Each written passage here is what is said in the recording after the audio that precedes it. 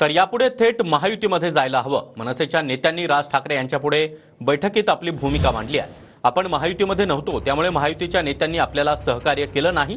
मनसे नेत्यांनी आपली मतं मांडल्याचं कळतंय।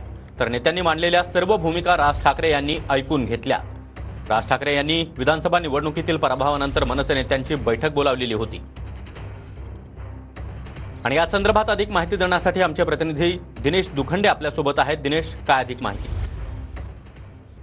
विधानसभा निवडणुकीत मनसेला दारुण पराभवाला सामोरं जावं लागलं आहे। मनसेचा एकही आमदार निवडून आलेला नाही, त्यामुळे या पराभवाचं चिंतन करण्यासाठी आज शिवतीर्थवर मनसे अध्यक्ष राज ठाकरे यांच्या उपस्थितीत नेत्यांची बैठक पार पडली।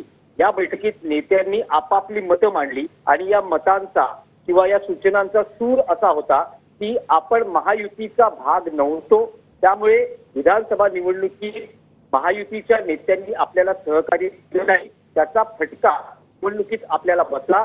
त्यामुळे या महायुतीचा भाग झाला पाहिजे किंवा अशी भूमिका मनसे नेत्यांनी राज